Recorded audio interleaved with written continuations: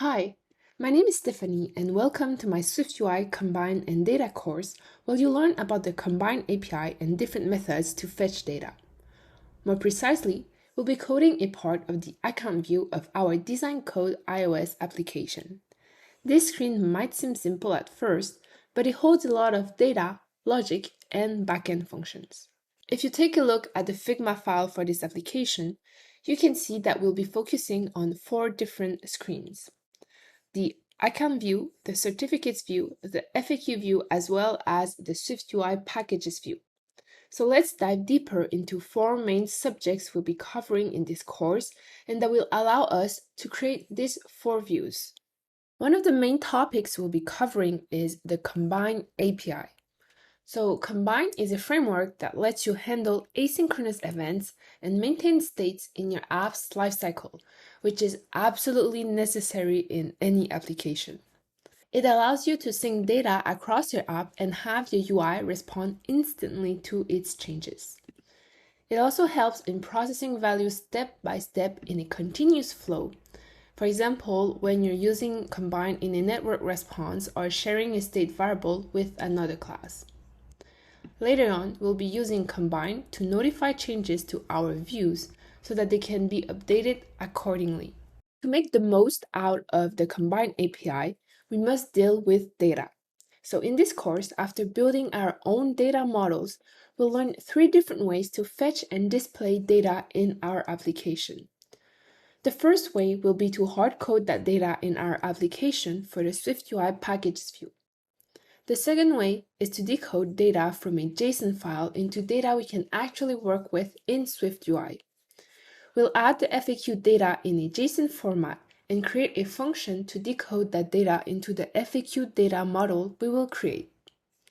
And last but not least, we'll learn how to fetch data from a document in Firebase Firestore. We'll add the data for each certificate in Firestore, then create a function to fetch that data and process it into our own certificate data model. One of the biggest advantages of using an iOS or Android application is receiving push notifications in real time. In this course, we'll learn how to send notifications to iOS devices using the Apple Push Notification Service as well as Firebase Cloud Messaging. Finally, we'll take a look at performance and testing. Some UI elements can affect performance on a full-fledged and complex application.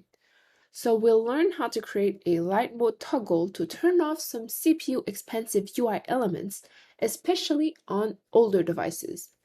As for testing, we'll use the network link conditioner to test our application in offline mode.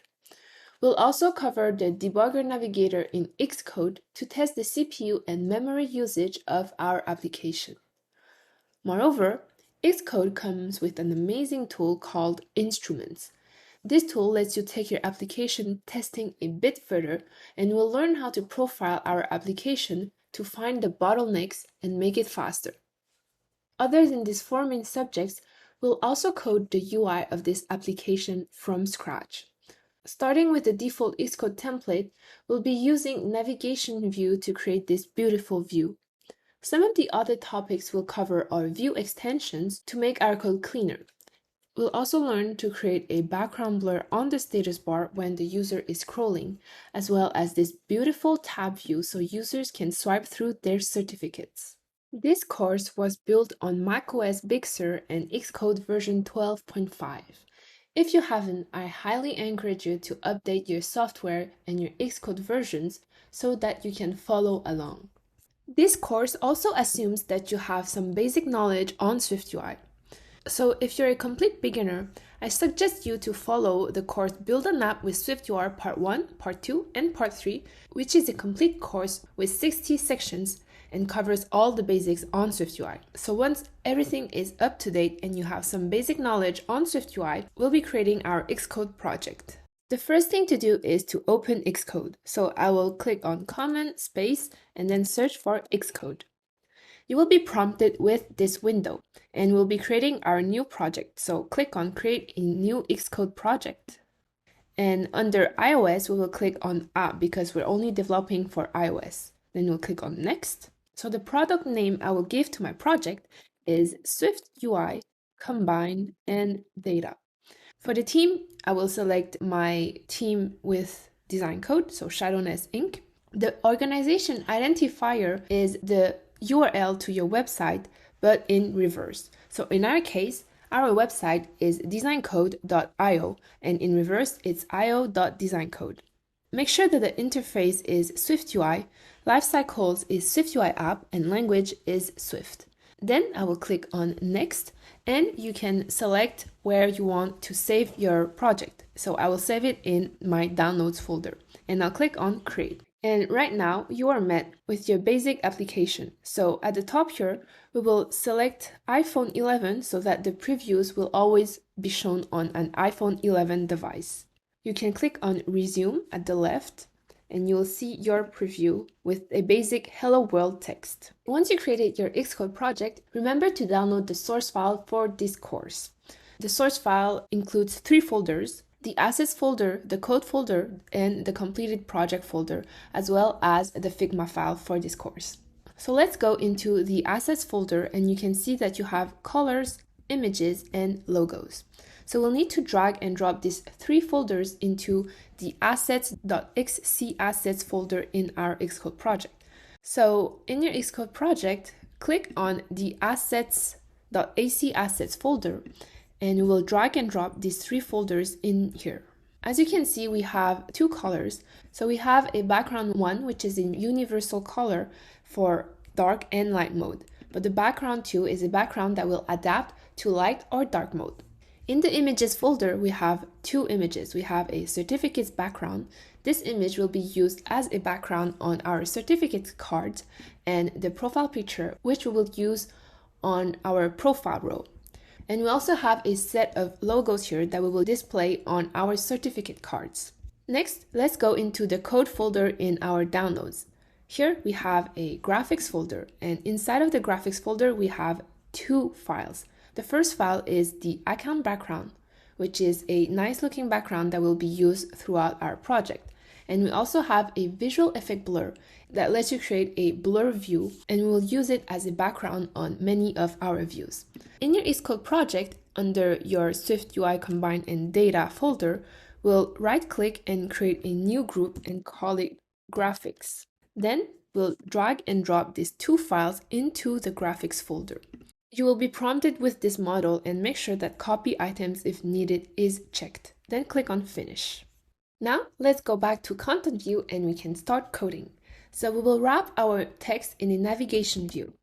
This navigation view will allow us to use the navigation link later on in the course so that we can navigate between 2 views. This navigation view works well on iPhone.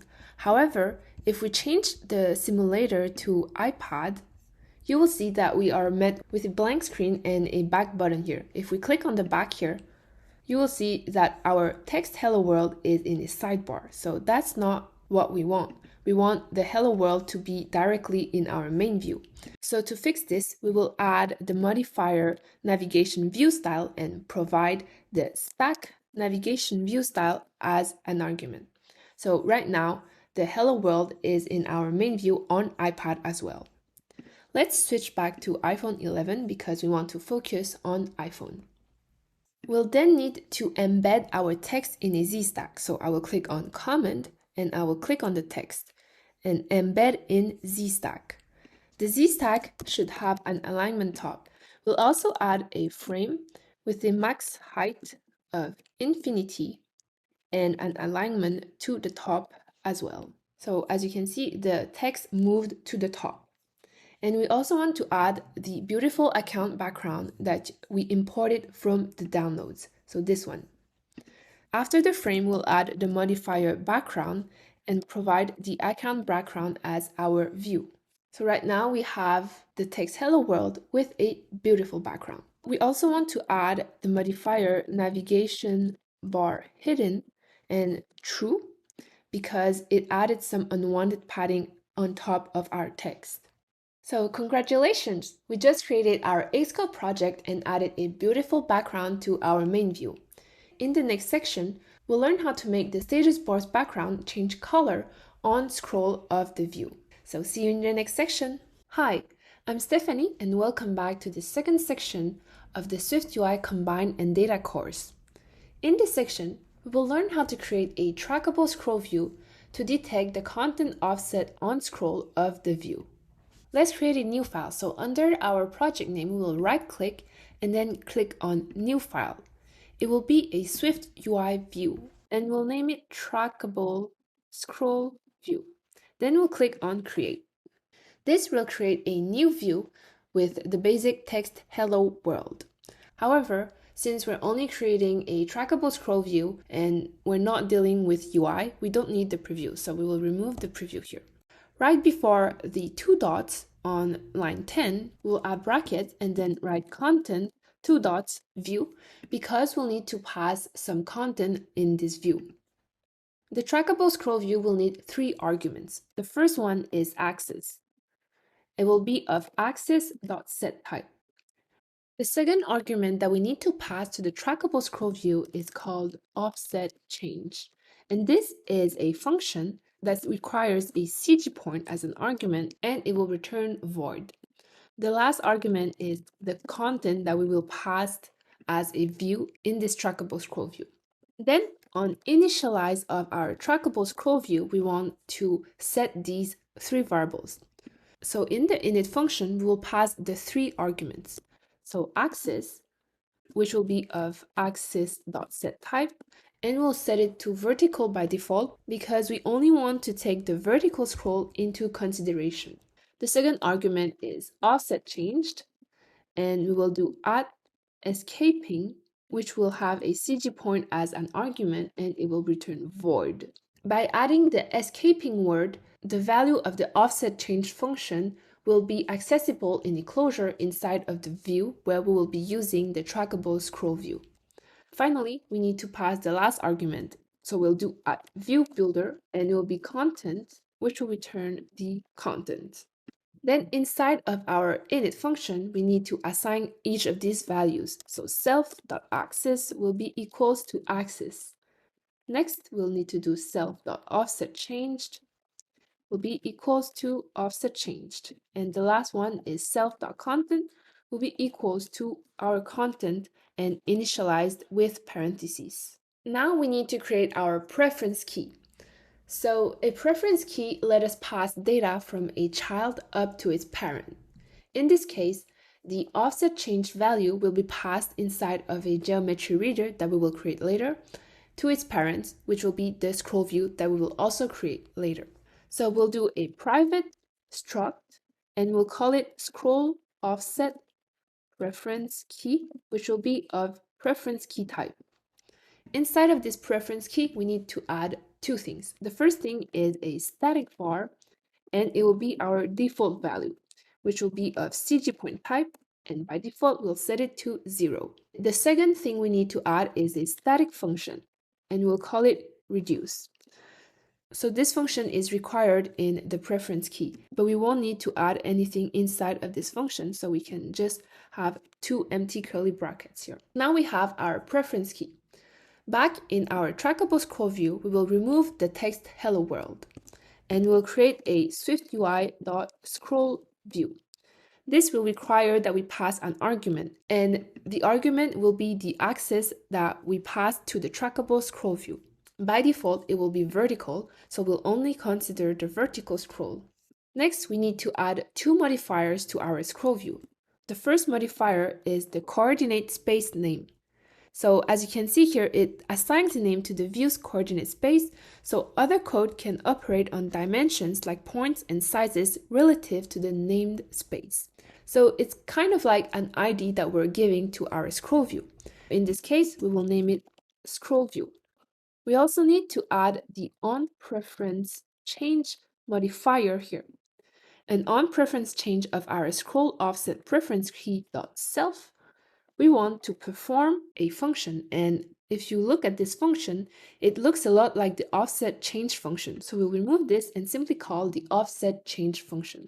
Inside of the scroll view, we will create our geometry reader so that we can get the content offset of our content relative to its parent view, which will be the scroll view. So geometry reader, the geometry reader will return a geometry in here. the geometry reader, by default, it will use some padding. So let's add a modifier frame and add a width of 0 and a height of 0 as well, so that it doesn't add any unwanted padding in our view. And inside of the geometry reader, we will set a color clear and add the preference modifier. As you can see, it requires a key as well as a value. The preference key is our scroll offset preference key, and the value will be geometry.frame in a coordinate space. So if you see on line 29, we created a coordinate space before. So we simply need to do dot named and provide the name that we provided to our coordinate space, which is scroll view. And we want the origin point, so we will do dot origin. As you can see, we have an error here because the scroll offset preference key is a type object. So we'll need to do dot self to silence this error. And the last thing to do is simply to add our content in our scroll view just below the geometry reader, like so. So now we created our trackable scroll view. Let's go back to content view and we will be using our trackable scroll view in here. So we'll need to create a private state at the top. So state private var, and we'll name it content offset. It will be a CG float value, and by default, it will be 0. Then we need to wrap our text in a trackable scroll view. So let's do trackable scroll view, and we simply want the offset changed value here, which is accessible in a closure, so we can get the offset. And it also requires some content, so we'll need to pass the text as our content in here. So let's save the offset that we get from the offset change function in our content offset state that we created on line 11. So content offset will be equals to offset. If you remember correctly, offset is a CG point, and the content offset state is a CG float. So we only want to consider the vertical scroll, so we'll do dot y. So let's print our content offset and we will build it in the simulator. So I have my simulator on the right side and I also have my console open in Xcode. If you don't have your console open, you can simply do Command Shift C and it will pop up. So if I scroll down, you can see that the values go down. But if I scroll up, the values go up. So if the user scrolls down a bit in our scroll view, we want to change the status bar background to a background blur. So just below the trackable scroll view, we will add our visual effect blur that we imported from the downloads in the first section. And the visual blur requires an argument, which is blur style, and will provide the system material blur. And we only want to show this visual blur when the user scrolled more than, let's say, 16 pixels to the bottom. So we will do opacity. If the content offset is smaller than 16, then the opacity will be 1, else it will be 0. So as you can see, right now it takes the entire screen because we are in a Z stack. But we will be fixing this right away. Let's just add some animation first. So ease in, and we also want to do ignore safe area so that it goes on the status bar. And the last thing we need to add is a frame with a height of 0. Since we added the ignore safe area, the visual effect blur will go on the status bar as well. And since we did frame 0, it won't show in the content here, but the visual effect blur will only be shown on our status bar. So I will make the preview a little bit bigger. And if I scroll, you can see that the status bar changes to a background blur. Let's build the application again and see how it looks in the simulator. So in the simulator, I currently have dark mode, so that's why the background blur is a darker color than in the preview here, which was white. So we can remove the print here. And now, there you have it. We created a trackable scroll view in this section and changed the background of our status bar when the user scrolls in our view.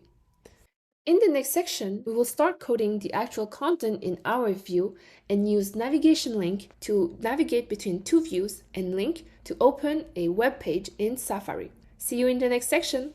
Hi, I'm Stephanie and welcome back to this third section of the SwiftUI Combine and Data course. In the last section, we coded the trackable scroll view and added a background blur on the status bar when the user is scrolling down in the view. In this section, we will be coding these 3 rows here and add a little text so that the user knows what version of the app they're using. So let's create the menu row as a component so that we can reuse it multiple times.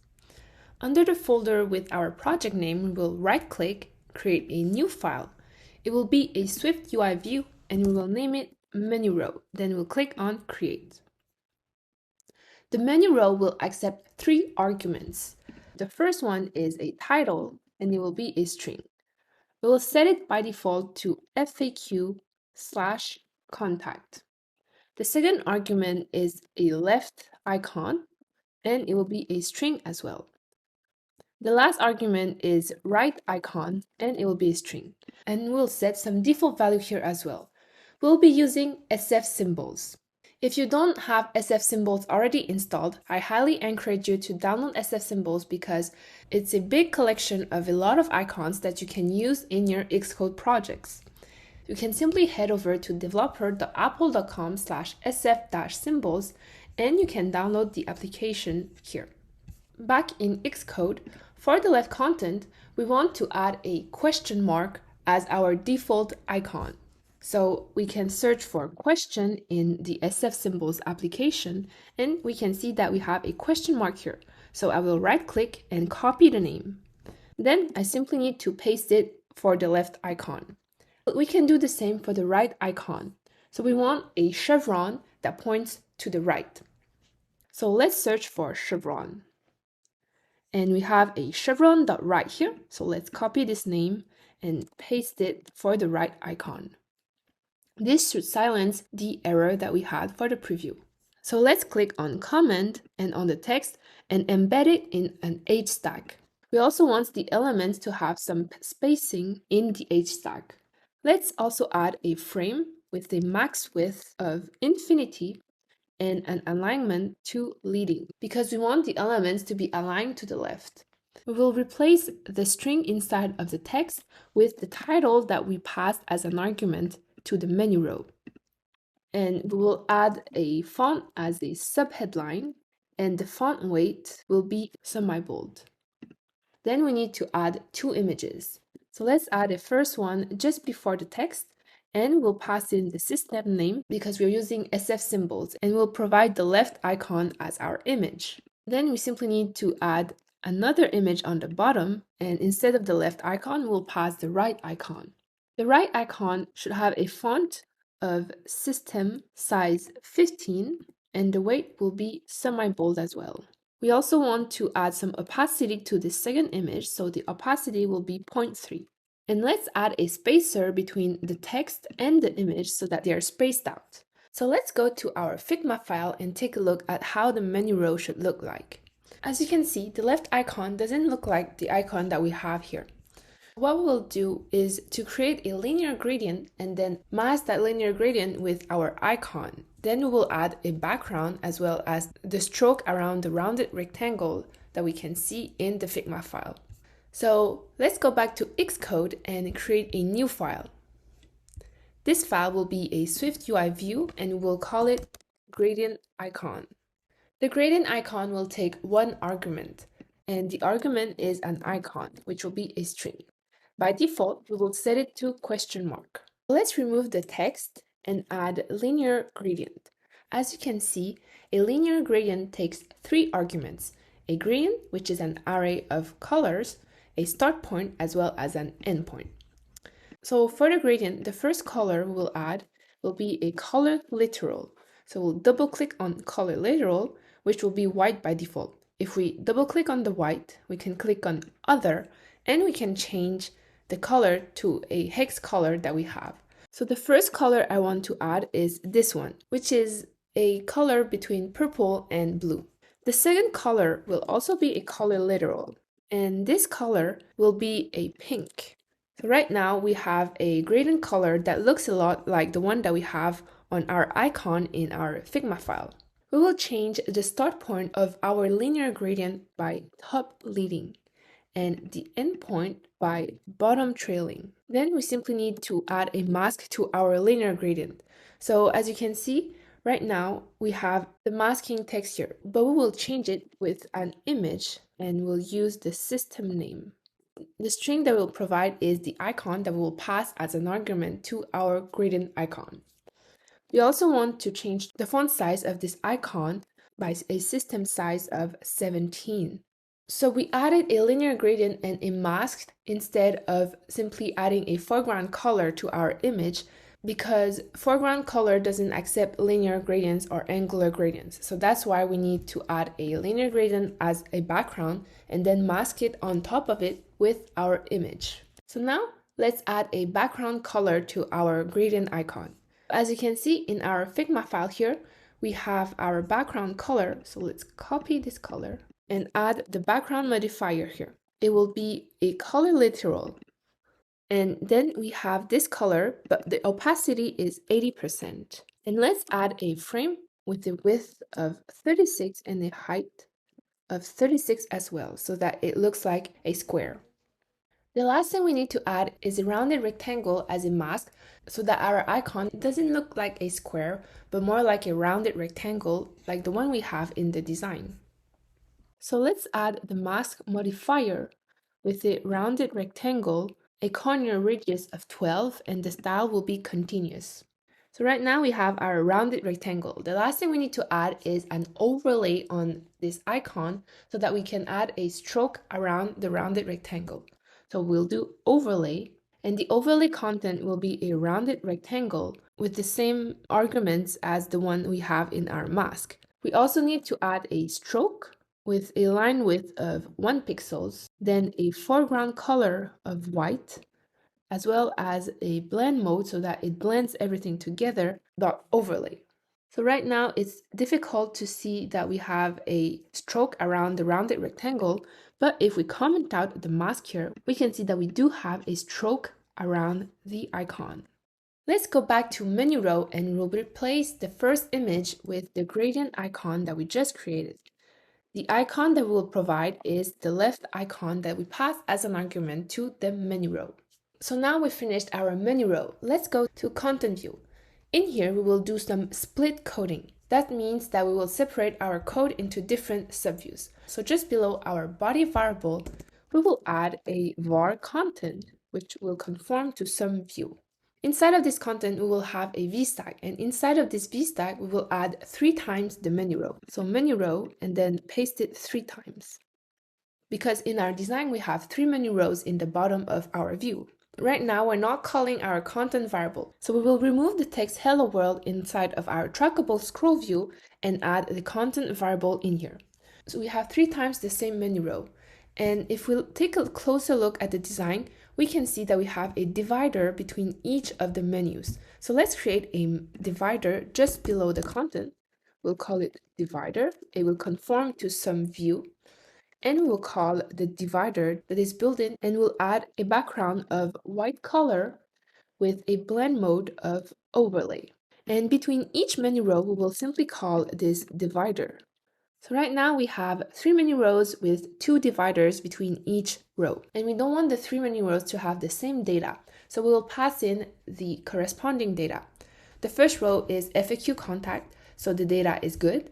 The second one is SwiftUI packages. So the title is SwiftUI packages. And for the left icon, we need to search for it. So if you can see here, it looks like a stack of squares. So let's go to SF symbols and then search for stack. If we scroll down a bit, we can see that this looks a lot like the one that we have in the design. So we'll right click, copy the name, and then paste it in Xcode. Right now we have the right data for the SwiftUI packages row. The last row that we need to deal with is the YouTube channel row. So let's provide the title to this row, which will be YouTube channel. And the left icon looks like a play button. So in SF symbols, let's search for play. And we have this one here. So let's copy the name, then simply paste it. If we go back to the design, we can see that the right icon is not a chevron, it's a link icon. So we'll search for a link in SF symbols and simply copy the name of the link. Then we provide the right icon argument and pass the link as our argument. Right now, we have all the right data for each of our menu rows. If we take a look at the design, we can see that it doesn't look the same because we don't have a background and we don't have some padding around it. On the V-stack, we'll add a padding of 16 pixels. So right now the content isn't hugging the sides of our phone. Then we will add a background and we will provide the color of the background one that we added in the assets in the first section. We can add another background on top of the V-stack so that we have a visual effect blur. So we'll do background and then we'll call the visual effect blur. The blur style will be .system ultra thin material dark. And the last thing we need to do is pretty much similar to what we did in the gradient icon, is to add an overlay as a rounded rectangle on top of the V-stack. So we'll do overlay and we'll provide a rounded rectangle with the corner radius of 20 and the style will be continuous. So right now it's all black, but don't worry because we'll fix this right away. After the rounded rectangle, we also want to add a stroke with a color white and a line width of 1. Then we need to provide a blend mode, which will be overlay. The last thing is to add a mask with a rounded rectangle as well, and it will provide the same values as the one that we provided in the overlay, so corner radius 20 with the style of continuous.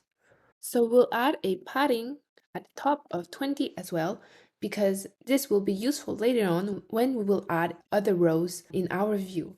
So let's click on comment on our V-stack and wrap it in another V-stack, because we'll need to add more content at the top of our child V-stack. In our parent V-stack, we want to add a foreground color of white so that the text that you see is white. We also want to add a padding top of 20, some padding around the V-stack, as well as some padding at the bottom of 10 pixels. Then below the child V-stack, we want to add a text and we'll write version 1.0. So this text should have a foreground color of white with some opacity of 0.7. We also want to add some padding at the top because it's a bit too close to the menu rows, so we'll do padding top 20, and we'll also add some padding horizontal and some padding at the bottom, and we'll change the font size to footnote. Now, on click of the FAQ row or the SwiftUI packages row, we want to lead the user to another view. We will create a new file and it will be a SwiftUI view and we'll call it FAQ view. Then we'll click on create. We'll create a second view and we'll call it packages view. So right now we are starting to get a lot of files in our project. Let's do some cleanup and let's create a group here. One group will be called views, and we will put the FAQ view as well as the packages view inside our views folder. Then we'll create another group and call it rows, and we'll put the menu rows inside. We can create another group called other and put our gradient icon inside. We can also create a folder utils for the utilities and all the functions that we will be using. I will also create one last folder called components, and I will add the other as well as the rows inside of the components folder. So right now we created our FAQ view as well as a packages view. Let's go back to content view. We will wrap our first rows in a navigation link. So the first one will do navigation link, and the navigation link takes two arguments. So the first one is destination. So where do you want to lead the user when they're tapping on this row? So the first one, we want to lead them to the FAQ view. And we also need to provide the second argument, which is the label. So in this case, it will be the menu row. The second menu row, we will also wrap it in a navigation link. The destination will be the packages view. And the label is the menu row SwiftUI packages. Let's resume our preview and test if it works. So if I click on the FAQ contact, it leads to a Hello World view because we didn't code anything in the FAQ view yet. And it is the same for the SwiftUI packages view. For the last menu row, we want to lead them to the Design Code YouTube channel. We will wrap it in a link. The link has the same arguments as the navigation link. So let's do link and then select the destination and label one. For the destination, you can see that by default, they provided the Apple link. However, we want to lead them to the Design Code YouTube channel. And for the label of this link, we will replace it with the menu row that we created. You can test the link on the preview here. So let's build our application in the simulator. Now we have our application in the simulator. Let's click on the YouTube channel, and as you can see, it opened up the Design Code YouTube channel. If you test on a device where the YouTube app is installed, it will automatically deep link to the YouTube application. If you don't have the YouTube app installed, it will link to a Safari page like this here. So congratulations, we just finished coding the menu rows in our application. In the next section, we will focus on data. We will create a simple model data for the packages view and add hard-coded data in our application so that we can iterate over the data to display in a nice looking list. So see you in the next section. Hi, I'm Stephanie and welcome to this fourth section of the SwiftUI Combine and Data course. In this section, we will focus on the SwiftUI packages view. We will be creating our own data model for each package row and then hard-code our data in our application. But first, let's learn the difference between a structure and a class. In Swift, you can define classes and structures. The difference between a structure and a class might seem difficult to grasp at first since they share many things in common. If you go to the Swift documentation, you can see that a structure and a class both have in common that they can define properties to store values. They can also define methods to provide functionality, define subscript to provide access to the values, using subscript syntax, define initializers. It can also be extended and conform to protocols. However, classes are more complex because they support inheritance, typecasting, deinitialization, and automatic reference routing. Since classes are more complex, the general rule is to use structures for data types since they're easier to deal with, and only use classes for more complexity and only if it's necessary. If you want to dive deeper into the difference between the both of them, you can read Swift's documentation on structures and classes. You can find the link to this page in the text content of this section. Let's go to our Xcode project. We will create a new group and call it models. This folder will contain all the data models that we will be creating in our project. So we'll create a new file and we will call it package because the model that we will create in this file will be a package model. So let's define a struct. It will be called package. This package will take 3 arguments. The first one is an ID and it will be equals to a UUID. A UUID is a random ID that is generated by the program for you. And the ID will also allow us to uniquely identify each package instance that we will create. So we can conform this to an identifiable. If we click on option and click on identifiable, we can see that it's a class of types whose instances hold the value of an entity with stable identity. Basically, what it means is that we can uniquely identify each instance of package that we will create by using the ID that we provided here. Next, the package model will also have a title, which will be a string, and it'll also have a link, which will also be a string. Once the package data model is created, we'll create an array of instances of packages.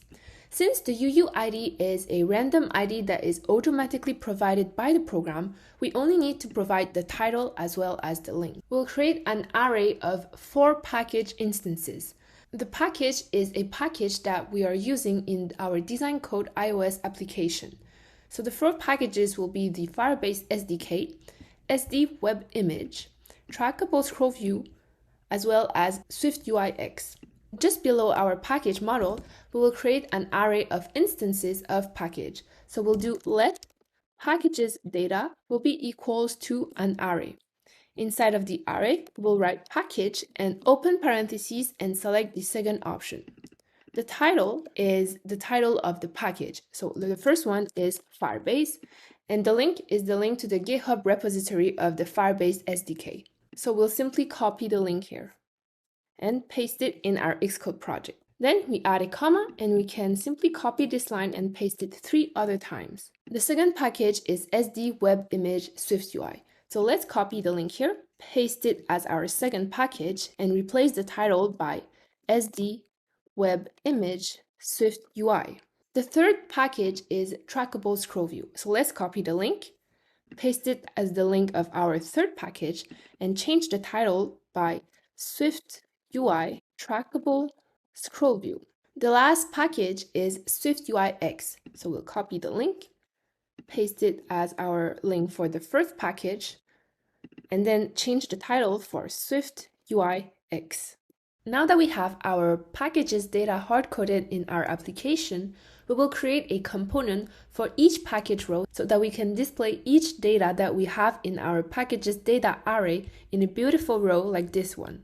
If we look closely at the design, you can see that we have a text with a linear gradient instead of a solid color and a divider. So let's create that. Under the rows folder, we will right-click, create a new file. It will be a SwiftUI view, and we'll name it package row. In this file, we will need to add the environment color scheme at the top. So we'll do add environment and then open parentheses \dot color scheme. Then we'll name it var color scheme will be of type color scheme. This environment variable will allow us to know if the user is in light mode or dark mode. Then the package row will require one argument, and the argument is a package. So we'll do var package will be of type package. Right now, you can see that we have an error for the preview. Since the preview is completely a different entity from our application, we need to provide the data for our preview. So let's fix this error. We'll pass in a package, and the package will be the first item of the packages data array. Then let's resume this preview, and you'll see that we don't have this error anymore. The body of the package row will be a VStack. So let's embed the text in a VStack, and we want everything to be aligned to the left. So we'll do alignment.leading. Right now, the text isn't aligned to the left yet because the frame is too small, but we'll fix this later. The VStack contains a link to the packages link, so when the user clicks on the row, it will lead them to the GitHub repository page of the package in Safari. So let's remove the text here and add a link. If you remember in the last section, a link contains two arguments. The first one is the destination, and the second one is the label. So for the destination, instead of apple.com, we will be using the link that we provided for each package data. So we will remove the apple.com and do package.link. And for now, we will display a text with the package.title. If we resume the preview, we can see that we have Firebase here. So let's go back to the design, and we can see that we have a text with a linear gradient. If you remember in our gradient icon component, we had a linear gradient on our image. So we will be using the same technique for our package row. Back in package row, let's remove the text and add a linear gradient. So the array of colors for the gradient won't be red and blue. We will be using the color literal. And let's open our RGB slider, then go to our Figma file and copy the color. So the first color is this color between purple and blue. The second color will also be a color literal. Instead of white, the color will be a pink. And the start point will be top leading. The end point will be bottom trailing. After the linear gradient, let's add a frame with a height of 20. Then, if you remember in our gradient icon, we used a mask on our linear gradient so that our image has a linear gradient foreground color. So let's do the same in package row. We'll do .mask, and the view will be a text with package.title. And let's add some modifiers on our text. So we want the font to be a subheadline. We also want the font weight to be medium, everything to be uppercased. And finally, we want the frame with the max width of infinity and an alignment of leading. So right now, everything is aligned to the left by default. Outside of the link, we will add a divider. So now we have our component. However, as you can see, if the background is light, we can't really see the text. So we can add a condition for the gradient colors and only display this gradient color if the user is using dark mode. If they are using light mode, we can display a purple color. So let's do color scheme. If it's equal to dark, we want to use the gradient that we provided. Else, we want to display a purple text like this one. We can even have our preview in dark mode by simply passing the environment variable and then do dot color scheme and then provide the value dot dark. Now we finalize our package row. So let's go under the views folder and go into the packages view that we created in the last section. Right now, we only have a text displaying hello world, so we'll remove that and display a nice list with the package row that we created. But first, let's wrap our content in a trackable scroll view, so when the user is scrolling down, we have the status bar background changing to a blur background like we have in content view. The first thing we need to do is to add a state private var content offset, and by default, it will be a CG float 0. Then we will embed our text in a Z-stack aligned to the top. The Z-stack will have a frame with a max height of infinity as well as alignment to the top. We'll also add a navigation title, and the title will be SwiftUI packages.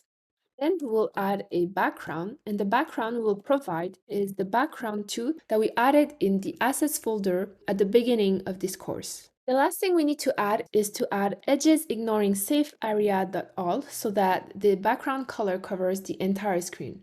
Right now, since the text doesn't have a frame width of infinity, it only covers the portion where the text is displayed. But we will be fixing that right away with our trackable scroll view. So let's wrap our text in a trackable scroll view. And this is the same as what we learned in the trackable scroll view section. We'll get our offset point from the trackable scroll view and assign the content offset to offset point.y. Just below the trackable scroll view, we will be using the visual blur and it will be the same code from content view. So let's go to content view and simply copy the visual effect blur that we already coded. Then we'll paste it just below the trackable scroll view. Let's resume our application and you can see that the background is now applied on the entire screen and not just on the hello world text. If we scroll down in this view, we can see the visual effect blur because we're using a navigation title. We will see this when we will build in the simulator. So let's code the content of our view first. Just below the body, we'll do var content. It will be of type SumView. And inside of this content, we will add a V-stack. This V-stack will be aligned to the left and will add a spacing of 16.0 between each element inside of this V-stack. Let's also add some horizontal padding of 20 pixels. Then we will remove the text hello world and replace it by the content variable that we created just below the body. The first thing we will add in this V-stack is a text. Let's go to the design and copy the paragraph that you can see just below the title. So we will right-click, copy as text, and then paste it inside of the double quotation marks. If you take a look at the left side, you can see that the text is a subheadline. So we will add the font modifier and provide subheadline as our font. And we also have a 70% of opacity. So let's add that. Opacity 0.7. And we'll also add a frame to this text with the max width of infinity and an alignment to leading. Now you can see that the text is cut after 2 lines. To fix this, we will add the fixed size modifier. The horizontal value will be false and the vertical value will be true. So we can see the 3 entire lines of text instead of just 2 lines. Below this text, we will do a for each and then display each package data in a package row. So we'll do for each and we'll iterate over the package's data. The ID will be the ID of each package data. This for each is looping through each package, and for each package, we will display the package row. So package will be package. As you can see, we now created our packages view. Let's build our application in the simulator and see how it looks like. So this is our content view, and if we click on SwiftUI package, you can see that in dark mode, we have the beautiful gradient color. And if we scroll down, we have the trackable scroll view changing the status bar to a blur background. We can even toggle the color scheme to see how it looks like in light mode. Instead of the linear gradient, we have each package row in purple. As you can see, the back button here is the default blue from Apple. We can change that, so let's do it. Let's go to Content View. And on our navigation view, we will add a modifier. The modifier is accent color. And instead of blue, we will check the color scheme that the user is using so that the back button changes color depending on if the device is in light mode or dark mode. So let's add an environment at the top. It will be of color scheme type. Inside of the accent color, we will check if the color scheme is in dark mode. If it's in dark mode, we want the back button text to be white. Else, we want the color to be a color literal, and we'll select this purple here. So let's build our application again to see how this back button looks like in light and dark mode. Right now I'm in light mode, and you can see that the back button has turned purple. If it's in dark mode, we can see that the back button is white. So congratulations, we just completed our packages view. In the next section, we will focus on the FAQ view and we will load data from a JSON file and then display it in this view. Hi, Stephanie from Design Plus Code. In this fifth section of the SwiftUI Combine and Data course, we will be focusing on the FAQ view. After creating our own FAQ data model, instead of hard-coding the data in our application, we will add this data in a JSON file. We'll then create a function to load and decode the JSON data into SwiftUI data that we can manipulate and display in the list layout as you can see in the Figma file here. So let's open our Xcode project. Under the models folder, we will create a new file. It will be a Swift file and we'll name it FAQ. In this file, we will create the FAQ model. So let's do struct FAQ. The FAQ model will have three variables. The first one is an ID, and it will be an integer because we will provide this ID and not use a random UUID. Since we're providing an ID for each instance of FAQ, we can say that it will conform to an identifiable. The second variable that the FAQ will have is a question, and it will be a string. The last variable is an answer. It will also be a string. We also need the FAQ to conform to a different protocol, and the protocol is decodable. If you click on Option and click on Decodable, you can see that it means that it's a type that can decode itself from an external representation. Basically, what it means is that we can take data from a JSON file and then decode it into the FAQ model that we created in this file. Now that we have our FAQ model, we will create a new file where we will store our JSON data. So let's create a new folder. This folder will be called Resources. Inside of this folder, we will create a new file. It won't be a Swift file. On the filter here, we will search for empty. Under the other section, you can see that we have an empty file. Select this one. Remember to not select the user interface one because that's not what we want. Then click on Next. We will save this file as faqdata.json. It's important to add the .json extension so that Xcode knows that it's a JSON file. Then we'll click on Create. In this file, we will create an array of 3 instances of FAQ. So inside the array, we need to add curly brackets because that's how we create an object in JSON. This object will hold 3 values. The first one is an ID, and the ID that we will provide for the first one will be 1. The second variable that we will provide is a question, and the question will be how many courses are coming. The answer is we release an average of 10 courses per calendar year. Don't forget to add a comma between each object that you will create. Then we can simply paste this 2 more times and change each variable. So the second object will have an ID of 2. The question will be how do I cancel my plan? And the answer is you can cancel at any time in your account tab. For the third FAQ, the ID will be 3, and the question is, can I download the content? The answer is yes, you can download the videos, source files, EPUBs file, and resources from the site. You can also find all of this data in the text content of this section. One important part before continuing is to validate your JSON data. So we'll copy everything in this file and go to a website like JSONLint. JSONLint is a tool that will validate your JSON. If your JSON is not valid, it will let you know and also pinpoint the exact line where your JSON is invalid. So let's paste our JSON and then click on Validate JSON.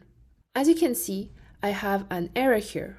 This error is that I copied a quotation mark when I copied the third question. So let's remove this double quotation mark and then validate JSON again. Now I have a second error because I have a comma after my last object. JSON doesn't accept a comma after your last object, so let's remove that as well. Then click on Validate JSON. Now that this is valid JSON, we will copy it and then paste it in our FAQ data.json file. Next, we will create our load function that can fetch the data from this JSON file and convert it into SwiftUI data. So under the utils folder, we'll create a new file and we'll call it model data. In this file, we'll create a function that will be called load. Just before the parentheses, we need to add chevrons with the t that conforms to a decodable. This t here will let the function know what kind of data type we want when decoding the data from the JSON file. This load function will also take a file name as an argument, which is a string, and it will return the t, so that means the data type that we pass in the chevrons. The first thing we need to do in this function is to create a variable where we can save our data. Then we need to do a guard statement. So we do guard let file, and this guard statement will check if the file name exists in this project. If this file name doesn't exist in this project, we will throw a fatal error, and this error will say couldn't find the file name in main bundle. Then we'll do a first do catch statement. So do catch. In the do, we will try to load the data from the file. So we'll do data will be equals to try data and then contents of the file variable that we created on line 13. Since we added a try here, it will throw an error if it can't load the contents of the file. So in the catch statement, we will throw another fatal error. This fatal error will say couldn't load file name from main bundle. Then we'll add a new line and print the error that we get. After this first do catch statement, we need to create one last do catch statement. So do catch. In the do, we will create an instance of JSON decoder. So let decoder will be equals to JSON decoder. If we click on option and JSON decoder, we can see that it's an object that decodes instances of a data type from JSON objects. So that's perfect for us because we have a file with JSON data in it, and this tool will help us a lot by converting this JSON into SwiftUI data. After we created our JSON decoder instance, we will return. In the return, we will try to call the decoder and then call the decode function. This decode function requires two arguments. The first one is the type. If you remember, we provided the type with the t variable here. So we can simply do t.self. And the second argument we need to provide is the data. We simply need to pass the data variable that we created on line 11. Since we added a try before the decoder, we simply need to catch the error if ever there's an error. So we will throw a fatal error if ever this function runs into an error. And this fatal error will say couldn't parse file name as the data type that we provided. Then we create a new line and we will print the error that we get. Once we created this load function, we simply need to call this function to try to decode the FAQ data into SwiftUI data that we can manipulate. So just before the load function, we'll do a var FAQ data. It will be an array of FAQ. It will be equals to the load function. This load function takes one argument, which is the file name, and the file name is faqdata.json. Since we added the data model type to our variable, the load function will know that it needs to decode the faqdata.json file into an array of instances of FAQs. Now that we have our data, let's create an FAQ row. So under the components folder and the rows folder, we will right-click and create a new file. This file will be a SwiftUI view, and we will name it FAQ row. If we take a look at the design, we can see that the FAQ row will be a VStack with 3 elements, so a title, an answer, as well as a divider. So let's code that. This FAQ row will have a property, and the property will be an FAQ of FAQ type. If you remember, in the package row, we had an error for the preview, and we have the same error for the preview in this case. So let's fix it by passing an FAQ, and we'll call the FAQ data and take the first item. Then let's wrap our text in a VStack. So we'll do common and click on text. This VStack will be aligned to the left with dot leading, and it will also have a spacing of 16.0. We'll also add a frame to this VStack with a max width of infinity and an alignment to leading. Instead of hello world, we will change the text to FAQ.question. If we take a look at the design, we can see that the font of the title is title 3 and that the font weight is bold. So we'll add the font with title 3, and we'll also add a font weight bold. The second element to add is a text for the answer. So let's do text, and we'll pass the FAQ.answer variable. In the Figma file, we can see that the font for the text is a subheadline with an opacity to 70%. So we'll do .font will be subheadline and an opacity of 0.7. Under the answer, we simply need to add a divider. Now that we have our FAQ row, let's go to FAQ view. Before coding the content of the FAQ view, we need to add the trackable scroll view to have the background of the status bar changed to a blur background when the user is scrolling. Since the code is pretty much the same as the one in package view, we can just copy that code. So we'll copy the state and paste it in FAQ view. Then we will copy the entire Z stack in the body of the packages view and paste it in FAQ view. Right now we have an error that it cannot find content in scope because we didn't create the content. But let's comment this out first. Let's change the navigation title since this page is in the SwiftUI packages page, but the FAQ page. Now, under the body variable, we will create a var content, which will conform to some view. Inside of the content, we will add a VStack. This VStack will have an alignment.leading as well as a spacing of 16. We'll also add a horizontal padding of 20 to the VStack. Don't forget to comment out the content once you added the content variable and to resume your preview. Inside of the VStack, we will loop through the FAQ data that we got after loading the FAQ data file. So we'll do a for each. For each FAQ data, we'll provide an ID, which will be the ID of each item. For each FAQ, we will display the FAQ row. And each FAQ row requires an FAQ, so we simply need to provide the FAQ that we get from looping through the FAQ data array. So now we have our preview with all the FAQ data that we added in the FAQ data.json file. If we look at the design, we can see that we have a have any question text just below the FAQ data. So we will do text, and the text will be have any question. We'll add a frame with a max width of infinity and an alignment to leading so that it's aligned with the rest of the content. If we take a look at the Figma file, we can see that the font is a subheadline with an opacity of 70%. So let's add that.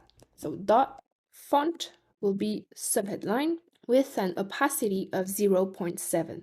So congratulations, we just coded most of the FAQ view. The only thing left to do is to add the contact support button, but we will be coding this in the next section and adapt it for light and dark mode. We'll also learn about view extensions so we can use a one-liner modifier in our view and save a few lines of repetitive codes.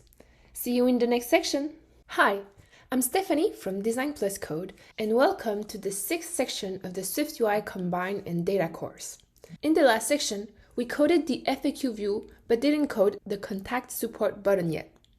In this section, we will learn how to code this button and make it adaptive in light and dark mode using color scheme.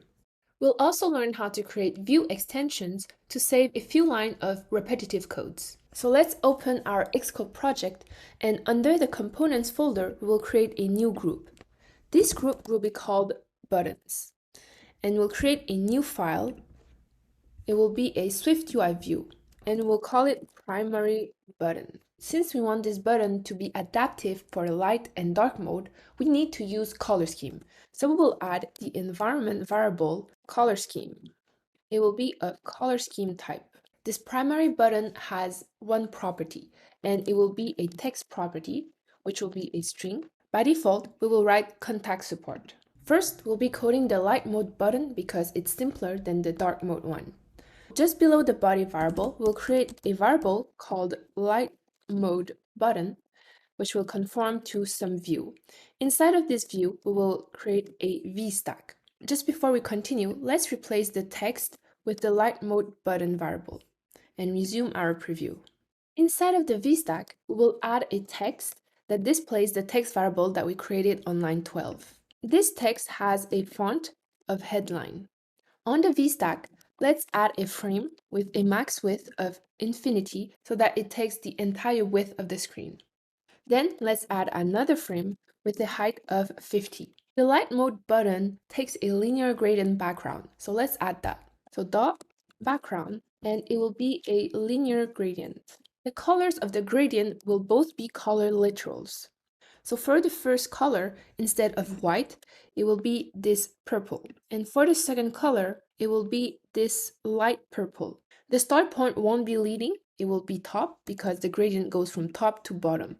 So the end point will be bottom. After we added the background, we simply need to add a corner radius of 16. And then add a foreground color of white so that the text displayed is white. So there you have it. Now we have our light mode button. Before creating our dark mode button, we will create our first extensions. So under the utils folder, we will add a new file. It will be a Swift file, and we will name it extensions. In this file, instead of importing Foundation, we'll be importing SwiftUI. Then we will create an extension on View. Extensions let you add your custom functionality to an existing class or structure. In our case, we'll be adding functionality to a view by adding a set of modifiers that will be used at multiple places in our project. The first extension we'll create is the angular glow that you see around the contact support button. This glow is similar to the glow that we can see on the profile row. By creating an extension, we can simply reuse the same extension for both components. Inside of the extension view, let's create a function called angular gradient glow. This extension will take colors as an argument, which will be an array of colors, and it will return some view. Inside of this function, we'll do self.overlay. The overlay will be an angular gradient, so we'll do angular gradient. We'll select the second option. Then we open parentheses and select the third option, the one with the angle. The colors for the gradient will be the colors variable that we will pass to this extension. The center point is center, and the angle will be 0 degrees. After the overlay, we simply need to do mask self. The second extension that we will create is a linear gradient for the contact support text. This is also reused in the profile row for this glow icon here. So below the angular gradient glow function, let's create another function. We'll name it linear gradient background. It will take colors, which will be an array of colors as an argument, and return some view as well. Inside of this function, we'll do self.overlay. So these two extensions are pretty much the same. It's just that instead of an angular gradient, it will be a linear gradient in the second extension. So let's do linear gradient. The colors for the gradient is the colors variable that will pass. The start point will be top leading, and the end point will be bottom trailing. After the overlay, we simply need to do .mask self. So now that we created both of our extensions, let's go back to the primary button file. In this file, just below the light mode button, let's create a var dark mode button. It will conform to some view. Inside of this dark mode button, we will add a Z-stack. If we take a closer look at the design, this Z-stack has a rounded rectangle on the bottom with a text that says contact support on the top. The first thing we need to add in this Z-stack is a rounded rectangle. The rounded rectangle has a corner radius of 12 pixels. Then let's add a frame with a height of 50. Before continuing, Let's comment out the light mode button in the body and add the dark mode button instead, so that we can see how it looks like in the preview. After the frame, we will use our first extension, so we'll do dot angular gradient. It takes an array of colors as an argument. So let's add some color literal. Let's go to the Figma file and select the angular blur. We can see that we have 4 colors in our angular gradient. We'll copy each one of them and use them in our project. So I added the 4 colors that we can find in the Figma file. Just after this angular gradient glow, we will add a blur with a radius of 8. So now we have our rounded rectangle with an angular glow around it. After the rounded rectangle, we will display our text. And this text is a linear gradient. So we will be using the extension linear gradient that we created. So dot linear gradient background. The colors is also an array of colors. So we'll also be using color literals. So let's copy the first color in the Figma file and paste it in our project. Then we simply need to do the same for the second color. So now I have my 2 colors for the text. However, we need to add more modifiers to the text so that we can really see the text. Let's add a font of headline.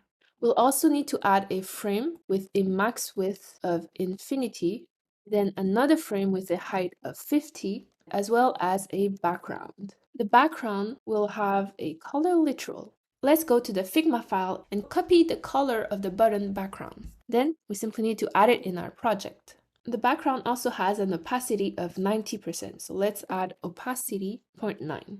After the background, we need to add a corner radius of 60 pixels, as well as an overlay. The overlay is a rounded rectangle with a corner radius of 60, then a white stroke with a line width of 1 pixels and a blend mode of overlay. There you have it. We now have our dark mode button. However, we need to add an if-else statement in the body so that we can display the light mode button if the user is using light mode and dark mode if they're using dark mode. So let's comment out the light mode button and add the if statement. If color scheme equals to light mode, we want to display the light mode button, else we will display the dark mode button. One good thing about the preview is that we can display both of them on 2 different screens. We simply need to add a group and then add 2 times the same button. But on one button, we will add the environment color scheme and add the dark as our value. If we pause our preview, we can see that we have both of our buttons in light and dark mode. Congratulations! We just created our primary button both in light and dark mode. In the next section, we will be coding our profile row using the view extensions that we created in this section. See you in the next section! Hi, Stephanie from Design Plus Code, and welcome to the 7th section of the SwiftUI Combine and Data course. In this section, we will focus on the profile row. We'll be using the view extension that we created in the last section and create a new extension for the background blur. In our Xcode project, under the rows folder, we will create a new file. It will be a SwiftUI view, and we'll call it profile row. The first thing we need to do is to wrap our text in an H stack. So click on comment and click on the text, then select H stack. This H stack should have an alignment center as well as a spacing of 16. We'll also add a padding of 16 on this H stack and a background. The background will be the background one that we added to the project at the beginning. After this background, we need to add a visual effect blur background on it. So we'll do dot background visual effect blur, and the blur style is system ultra thin material dark. Then we need to add an overlay.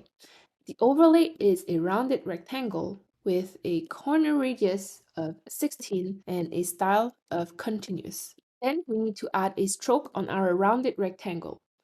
The color is white and the line width is 1.0. We'll also need to add a blend mode of overlay. The last modifier we add to this H stack is .mask with a rounded rectangle and a corner radius of 20 with the style of continuous. If we take a closer look at all these modifiers that we added and go to the content view, we can see that we have the same modifiers here for the 3 menu rows that we coded. So why not create an extension for that? So let's go to the extension file, and we will create a function called blur background. it will return some view.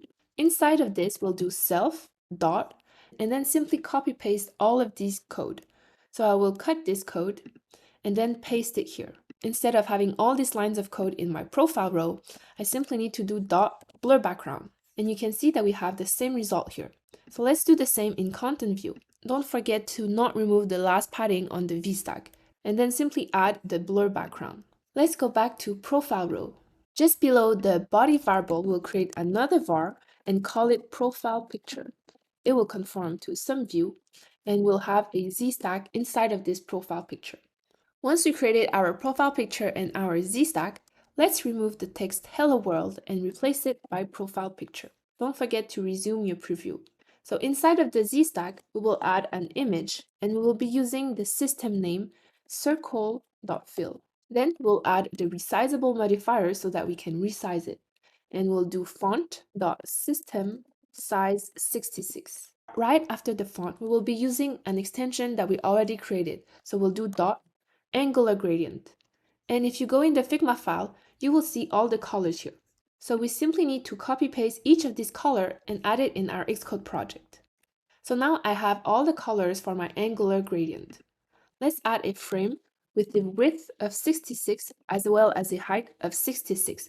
Because if we take a look at the Figma file, we can see the width and the height are both 66 pixels. Then we simply need to add a blur with a radius of 10. Right below this image, we will display the profile image that we imported in our project at the beginning. So we'll have a VStack. Inside of the VStack, we will add an image, and the image is the profile image that we imported at the beginning of this course.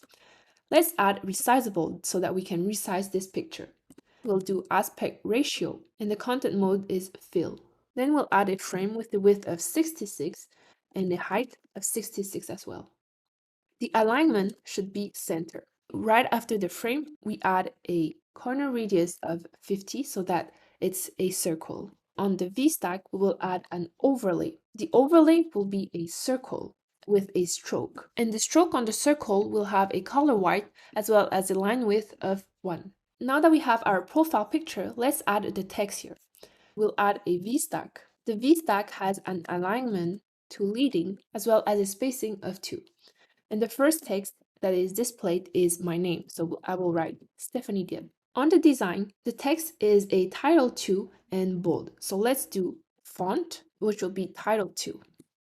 We'll also add a font weight of bold, a line limit of 1, so that if someone has a long name, it doesn't go over 1 line. Then we'll add a foreground color of white. Right below this text, we'll add another text that says View Certificate. And the View Certificate text is a footnote font with an opacity of 70%. So we'll do dot font, which will be footnote, with a foreground color of white and an opacity of 0.7. Then we need to add a glow icon.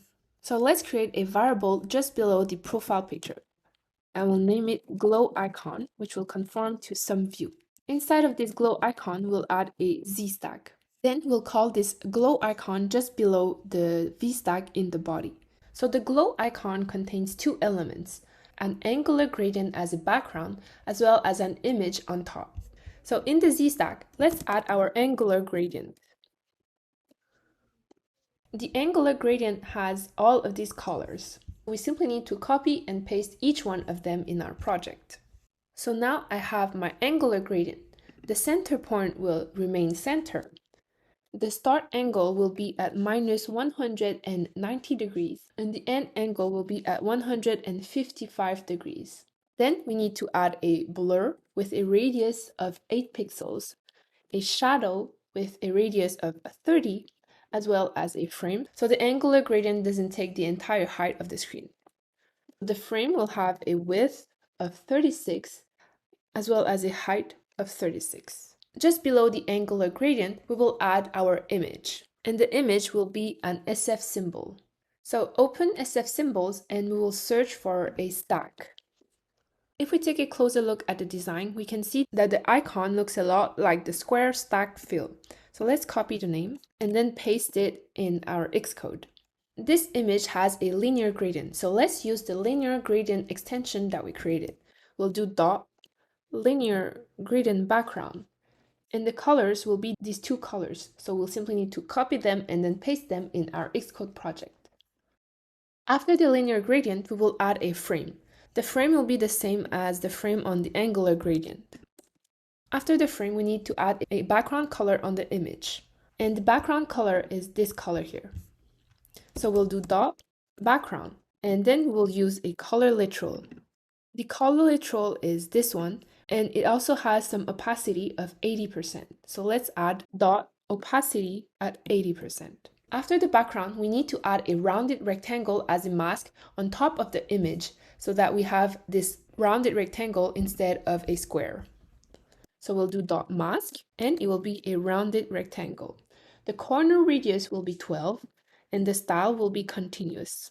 The last thing to add is an overlay. The overlay is also a rounded rectangle with a corner radius of 12, a style of continuous. We'll then add a stroke. The stroke will be white with an opacity of 0.7 as well as a line width of 1. Then we add a blend mode overlay on our rounded rectangle. So now we completed our profile row. However, you can see that everything is centered in the middle. In the design, we can see that we have some spacing between the glow icon and the text. So let's add a spacer here. Now the profile row takes the entire width of the screen. Let's go to content view and add this profile row. In the content variable, we will remove the comment and add the profile row here. So congratulations, we just completed our profile row using the view extensions that we created. In the next section, we will be creating a Firebase project and installing Firebase in our Xcode project. Hi, Stephanie from Design Plus Code. Welcome to this 8th section of the SwiftUI Combine and Data course. In this section, we will learn how to create a Firebase project, install the SDK in our Xcode project, and enable Firestore as well.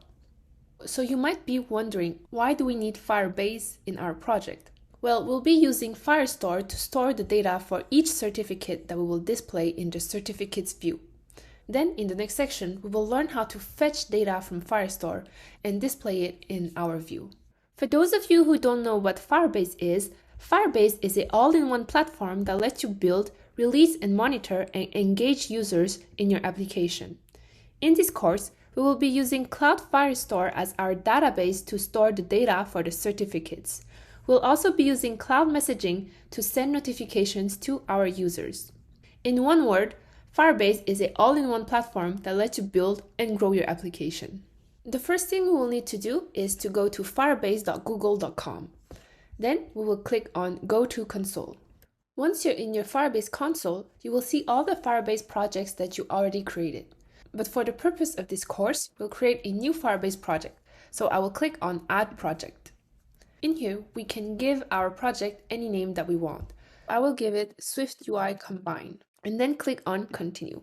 At the second step here, since we will be adding push notifications to our project later on, we need Google Analytics. So we will enable Google Analytics for this project. Then click on Continue. We now need to configure our Google Analytics. So for the analytics location, I will leave it to United States and then check the Google Analytics terms. Then I'll create my project.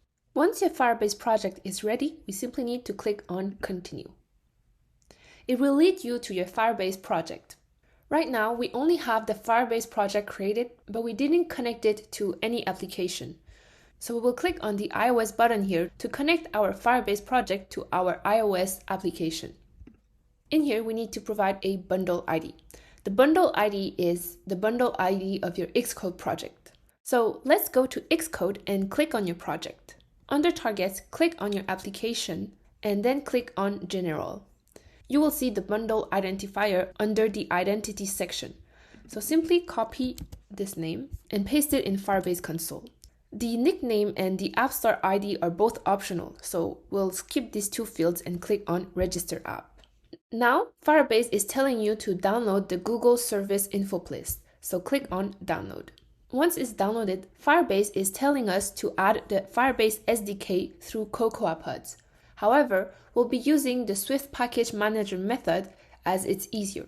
So we can click on Swift PM here. This will let you know the exact steps to follow to install the Firebase SDK in Xcode. So we'll copy the link to the GitHub repository of the Firebase SDK and go back to Xcode. We will click on our project and on Swift packages. Then we'll click on the plus sign and paste the link that we copied. Leave the packages options as is, so the version up to next major, and click on next. Now it will fetch everything from GitHub for you. After everything is fetched, you will be met with this screen. So right now we only need the Firestore library. We will simply check this option and click on Finish. Once the Firebase SDK is installed, we need to drag and drop the Google Info Place file that we downloaded from the Firebase console. So find your Google Service Info Place file and then drag and drop into the parent folder. Make sure to copy items if needed, then click on Finish. Now we need to initialize Firebase in our project. So open your app file and we will be initializing Firebase in this file using the app delegate method. So at the top, we'll import Firebase. Below the app structure, we'll create a class which will be called app delegate. It will conform to an NS object as well as a UI application delegate. Inside of the app delegate, we will need the did finish launching with options function. So let's start typing did finish and select the second option. Inside of this function, we will need to do firebase app.configure and then return true because this function returns a boolean at the end. After we created our app delegate, we simply need to connect it to our app. So before the body variable, we'll do add UI application delegate adapter and then open parentheses, which will be app delegate.self, and we'll name it app delegate. Let's go back to the Firebase console. We left it up at the add Firebase SDK step. And since we completed this step, let's click on next. And we also completed the fourth step, which is to add the initialization code in our app delegate. Then click on next and continue to console. So now we connected our iOS app to our Firebase project. Let's enable Firestore. So click on Firestore database and click on create database in the banner. The first step is to select if you want to start in production mode or test mode. In production mode, your data is private by default, so nobody can write or read to your database. For this course, we will start in test mode. Test mode allows us to read and write to our database for a period frame of 30 days. So let's click on next. For the Cloud Firestore location, you need to select a location that is closest to where you are physically. So I will keep it to NAM 5 US Central. Then I will click on enable. This will enable Firestore in our project. So now we have our Firestore project. In the next section, we will be adding manually each certificate data in Firestore and learn how to fetch that data from our SwiftUI application. Hi, Stephanie from Design Plus Code. Welcome to section number 9 of the SwiftUI Combine and Data course. In this section, we will be creating a certificate data model and follow this model to add certificates manually to Firestore. Then we will be creating a view model. This view model will allow us to apply the MVVM architecture that we talked about in the introduction of this course in our project. In this view model, we'll also be fetching the certificates data from Firestore so that later on we can display the content in our view. In our Xcode project, we will create a new model. So under the models folder, we will create a new file. This file will be a Swift file. And since we're creating a certificate data model, we will name this file certificate. If we take a look at the design, we have the certificate here. We can see that the certificate has a logo. It also has the title of the course, the date that we completed the course, the name of the instructor, and an ID for the certificate. So we will add all these variables in our certificate data model. Back in Xcode and in the certificate file, let's create a structure called certificate.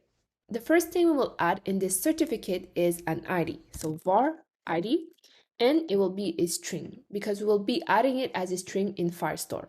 Since we're adding an ID, that means that each instance of certificate can be uniquely identified. So we can conform this structure to the identifiable protocol. The second variable that we want to add to the certificate is a course, and it will be a string as well. After the course, we want to add a date. We will be fetching the date as a Firestore timestamp and convert it into a string. After the date, we also have a logo, which is a string as well.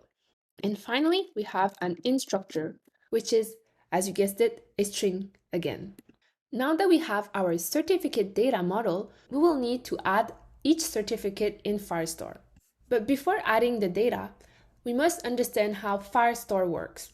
So Cloud Firestore is a NoSQL database, meaning that you don't need to know SQL, which is a query language, in order to query the data. Firestore works with collections, documents, and data. So this image represents this structure. A collection is like a folder.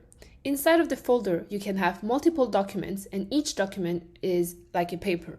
And on each paper, you can have some data printed on it. Now that we understand how Firestore's data model works, let's create our certificates data directly in Firestore. Under the Firestore Database tab, click on Start Collection.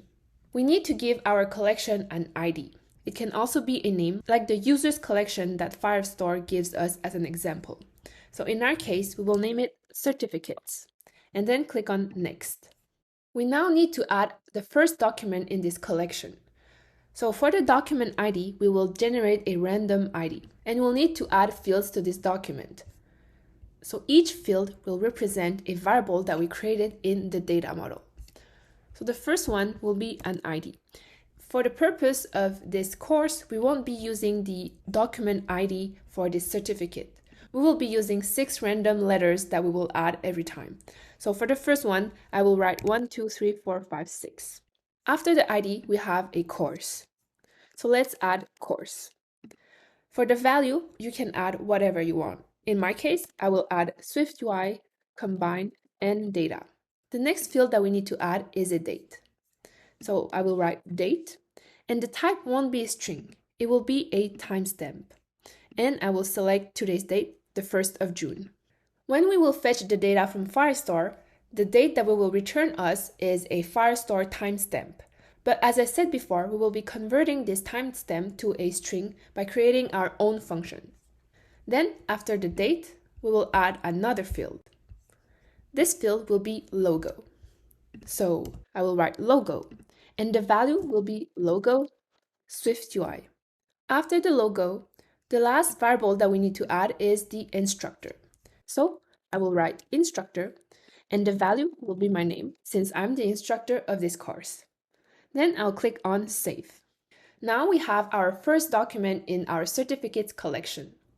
We simply need to add a few other certificates so that we can iterate over them in our project. Now I added the data for the third certificate. It's important to note that for the logo, we will be using the logos that we imported in our Xcode project at the beginning of the course. If we take a look at the assets folder and under the logos folder, we can see that the convention is to write logo and then the name of the subject of the course. That's why I wrote logo React here, and for the other courses, I wrote logo SwiftUI. Once you think you have enough certificates, you can move on and we'll be creating our view model to fetch that data. Before creating our view model, let's take a closer look at Combine. As specified in the introduction of this course, we will use Combine to publish changes to our views. The Combine API makes SwiftUI a step closer to functional reactive programming, or FRP.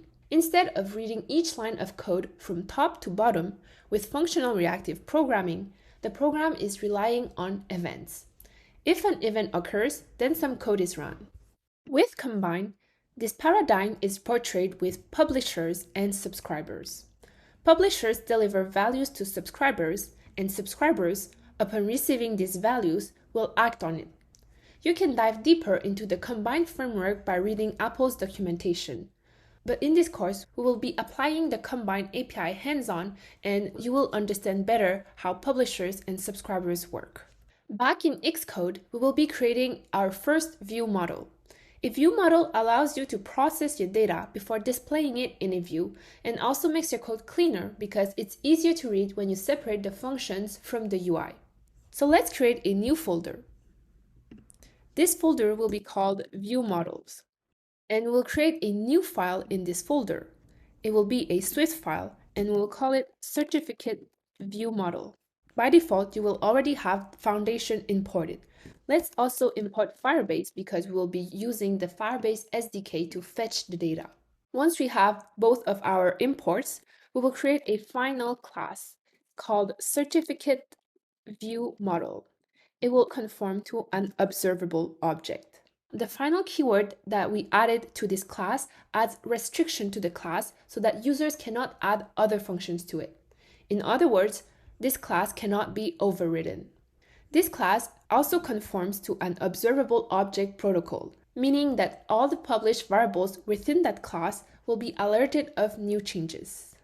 Talking about published variables, we will be adding a @published variable here that will be called certificates. It will be an array of certificate, and we'll initialize it with an empty array at first. This published variable here is a publisher. It will deliver the changes in the certificates variable to its subscribers. We'll learn about its subscribers in the next section. Once we added the certificates variable, we will create our fetch certificates function. So we'll do function fetch certificates. The first thing we need to do in this function is to create a reference to our Firestore database. So we'll do let db will be equals to firestore.firestore with parentheses at the end. On the next line, we will be calling db.collection. Inside of the parentheses of collection, we need to provide the ID of our collection. If you don't remember your ID, you simply need to go to Firestore and then check the ID of your collection. In our case, we saved it as certificates. So inside of the quotation marks, we will write certificates. Then we'll do .get documents and add curly brackets after the get documents function because this is the completion handler. A completion handler means what do you want to do with the data that you get after the function is run. So inside of this completion handler, we might get two elements. The first one is the query snapshot, and the second one is an error. If ever we run into an error, we need to unwrap it because the error will be optional. So we'll do if let error equals error. Then we'll print error getting documents and print the actual error. Else, if there's no error, we will check our query snapshot. So the query snapshot is also an optional, so we also need to unwrap it. So we'll do if let query snapshot equals to query snapshot. Then we will do something inside of the unwrapping. To get the documents of this query snapshot, we need to do .documents, but we can iterate over the documents already. So we'll do for each document in query snapshot.documents. This will let us iterate over each document that we created in Firestore. To get the data of this document, we need to do document.data. So let's do let data will be equals to document.data. In the data variable, we will have each certificate data that we added in Firestore. So we can already access each of these variables. So let's do let ID will be equals to data, and we'll access the ID variable because what we'll get in return from document.data is a dictionary, and this here on line 25 is how you access a value in a dictionary in Swift. So this value might be empty, so we will do as string. And if there is nothing, we will default the value to an empty string. Let's do the same for each other variable in the certificate document. So let course will be equals to data course as a string. If it's not a string, then we will default it to an empty string. The next variable is the date. As I said before, the date is a Firestore timestamp. So let's skip the date for now and do the logo. So let logo will be equals to data logo as a string. If it doesn't exist, it will be an empty string. The last thing is let instructor equals to data instructor as a string. If not, it will be an empty string. So let's go back to the date. Let's create a variable called date value.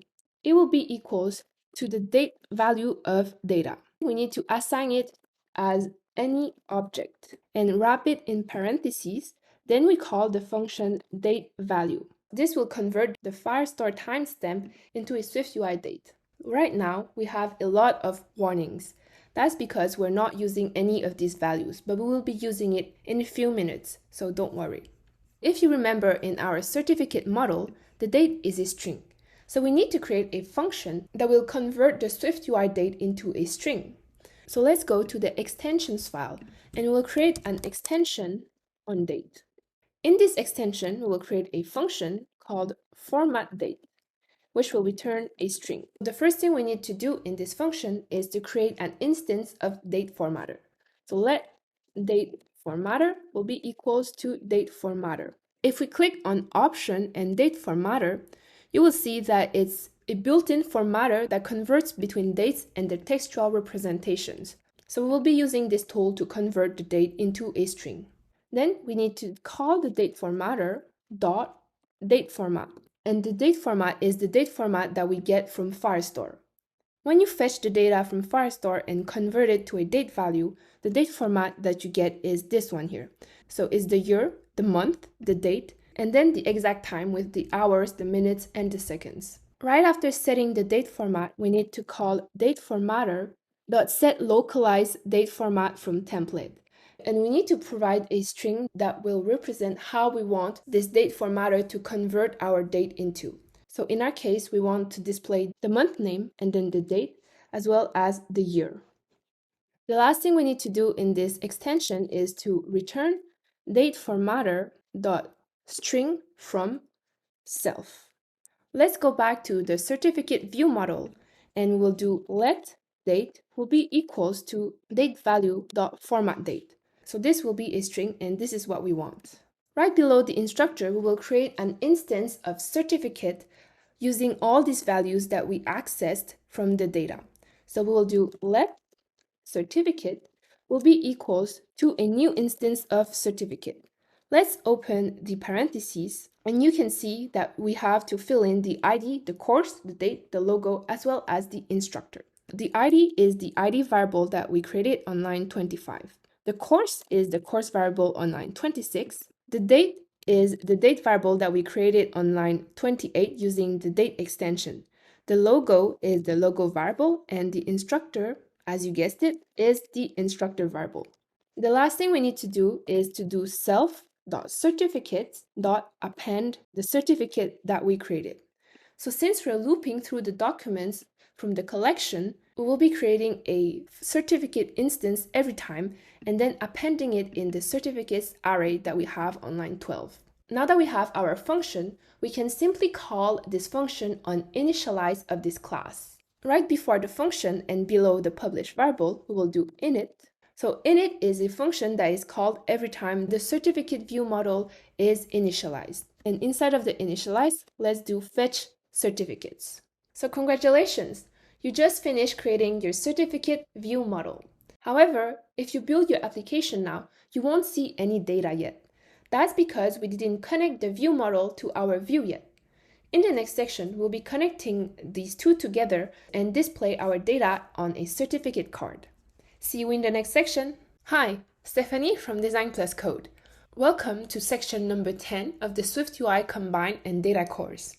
In the last section, we created our certificate view model and the fetch certificates function to fetch our certificates data from Firestore. In this section, we will create our certificates view and connect it with this view model. We'll also be creating the certificate card that you see in the design to display the data that we fetched from Firestore. First, let's create a certificates view. So under the views folder, we will right-click, create a new file. It will be a SwiftUI view, and we'll name it certificates view. In this view, we will initialize the certificate view model as a state object. So we'll do @state object var certificate VM is equals to certificate view model with parentheses. In Swift, we initialize a class with parentheses at the end. A state object lets you create an instance of the certificate view model and keeps it alive so that it's not destroyed every time the certificate view model is being updated. Also, the view will be automatically updated every time the data in the view model is updated.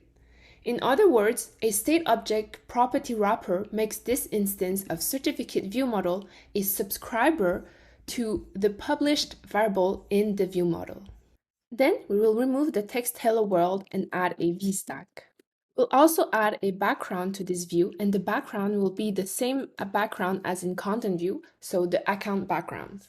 Inside of the vstack, we'll iterate over the certificates array that we have in our certificate view model. So we'll do for each certificate VM dot certificates, and we'll provide the ID as its own ID. And for each certificate in this array, for now, we'll display a text with the certificate course. Right now in the preview, we don't see anything because it didn't fetch any data. In order to fetch data, we need to click on play. And as you can see, we have the 5 courses that we added in Firestore. Next, we'll create the certificate card. So under the components folder, we'll create a new group. This group will be called cards. And inside of this folder, we'll create a new file. It will be a SwiftUI view. And we'll name it certificate card. For now, we will pass one argument to the certificate card, but we will change it later because we'll be adding a tab view in the next section and we'll need to change that code. So we'll do var certificate, which will be of certificate type. We'll have an error with the preview because we didn't provide a certificate for the preview. So what we'll do is create some dummy data in the preview and only for the preview. So we'll do let certificate, and it will be an instance of certificate. And we'll simply write dummy data here. So the course title will be SwiftUI Combine and Data. The date will be today, June 2nd, 2021. The logo is logo SwiftUI, and the instructor is myself, so Stephanie Diep. Then we'll provide the certificate. So the certificate is the certificate that we created on line 20. And now we silence the error. Let's wrap our text in a ZStack. So I will click on Comment, click on the text, and then embed in ZStack. This ZStack will have a frame with a max width of 754 and a max height of 465 pixels. Just before the text, we'll add an image, and the image will be the certificate background that we imported in the assets folder at the beginning of the course. Let's make this image resizable with aspect ratio fill. Then we need to add more modifiers on the ZStack so that we have a colored background blur, shadows, and a rounded rectangle. So right after the frame, we'll add another background, and this background will be a radial gradient. The colors for the gradient will both be color literals. So for the first one, we'll be using the FD3F33, which is a red, but with 80% opacity. We'll also add more opacity to this color so that it will look like it's transparent. So we'll do dot opacity 0.8. The second color is also a color literal, and we'll be using the 4C00C8 color, which is purple. We'll set the opacity to 60%. And then we'll add more opacity to it, and the opacity will be 0.2. The center point won't be center, it will be bottom trailing. The start radius will stay at 5, but the end radius will go to 900. So now the radial gradient goes from the bottom trailing here up to top leading here. After this radial gradient, we need to add an overlay. So we'll do overlay. And the overlay content is a rounded rectangle with a corner radius of 30 and a style of continuous. We'll also add a stroke with a white color and a blend mode of overlay. After this rounded rectangle, we need to add a visual effect blur on top of all these backgrounds. So we'll do dot background. It will be a visual effect blur. And the blur style is system ultra thin material dark. So as you can see, the image background goes over our certificate. So what we'll do is to add a clip shape, and the clip shape will be a rounded rectangle with a corner radius of 30 and a style of continuous. Finally, we need to add some shadow to this certificate. So we'll do dot shadow. The shadow color will be a color literal, and the color will be 2A1C5B. We'll also add some opacity to this color, so we'll do dot opacity 0.5. The radius, instead of 10, it will be 30. X will stay at 0, and Y will be 15. Right now, you can see that our certificate is really dark, but if you click on the play button, you will see that it's now quite light, and that's what we want. Just below our body variable, we'll add a content variable. So we'll do var content sum view. And inside of this, we will add a vstack. Each element in the vstack will be spaced with 20 pixels between them. Then let's replace the text hello world with the content variable that we just created. The first thing we want to add in the content of this vstack is the logo here. So let's do image, and the image will be the certificate.logo variable. In the preview, we said that the logo is logo SwiftUI, so we have the SwiftUI logo here. Let's add a resizable with a frame and a width of 28, as well as a height of 28. We'll also need to add some padding around our image of 8 pixels. Then we can see that we have some visual blur around the logo, so let's add that. We'll add a background, and the background will be the visual effect blur. The blur style will be system thin material dark. Then we'll do a mask, and the mask will be a circle because we want the visual effect blur to be a circle around our logo. And finally, we will add a stroke around this circle. So we'll do dot background circle dot stroke, and the color will be white with an opacity of 0.4. The line width will be 0.5. After the logo, we have some text here, so let's add that as well. We'll wrap everything in a section, and this section will have a text that says Certificate of Completion. This text is the font Title 3 with font weight bold and a foreground color white. Next, we have a second text that says this is to certify that. So let's add a text that says this is to certify that, and the font is a footnote font with a font weight of semi-bold, as well as a foreground color. The foreground color is white with opacity of 70%. So let's do white dot opacity 0.7. In the design, both of these texts are in uppercase. So since we wrapped all of this text in a section, we can simply do dot text case uppercase on the section so that it's applied on both of the text. After this, we have a text that displays our name.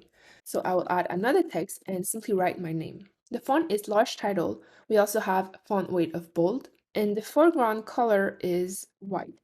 Then we have one last text. The text will read successfully completed the online course, and then the title of the course on, and then the date that we completed the course. So let's add that. We'll do text successfully completed the online course, and we need to provide the title of the course. So we can simply do backslash, open parentheses, and then do certificate.course so that we get the course name on. For the date, we do the same thing with certificate.date. This text has a font of subheadline. We'll also have a multi-line text alignment to center so that the text is justified to the center. The text has a white color with 70% of opacity. So we'll do dot foreground color will be white with opacity 2.7. After that, we need to add a frame with a max width of 250 so that it doesn't take the entire width of the screen. Let's also add a fixed size so that it fixes this view at its ideal size in the specified dimensions. Horizontal will be false and vertical will stay true. Now we have most of the data displayed on our certificate. What's left to add is the instructor and the certificate ID. So we'll create an instructor row. Right below the content variable, we will add a var instructor row. It will conform to some view. In this view, we will have a vstack. The vstack will have alignment leading and spacing 4. Inside of this instructor row, we only have two texts. So we'll have the first text that says design plus code instructor, and a second text that displays the certificate.instructor. So let's add the instructor row just below the successfully completed the online course in the content. So instructor row. As you can see, this text is black, but we'll be fixing it later. Let's just add another variable just below called certificate data row. It will conform to some view, and this row will have a vstack. The vstack will also have an alignment leading and spacing of 4.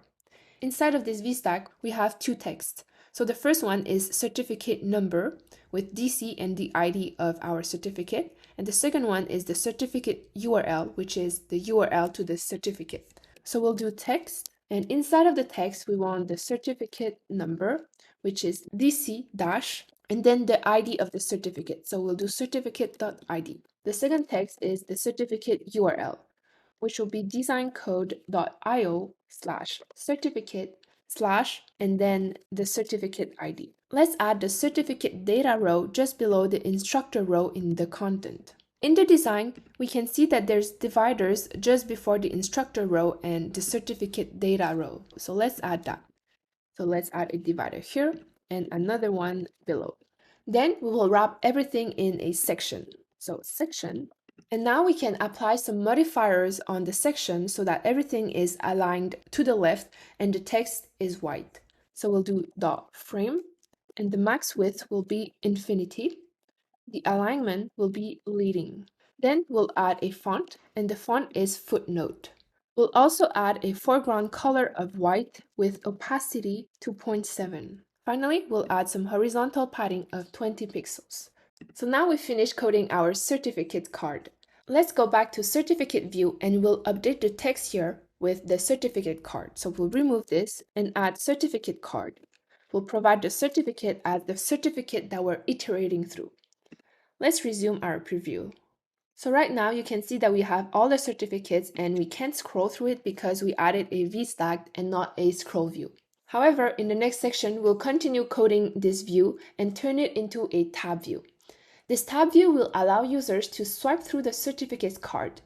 We'll also create a sheet presentation so that when the user taps on the profile row, the certificate view will be shown as a sheet on top of content view. So see you in the next section.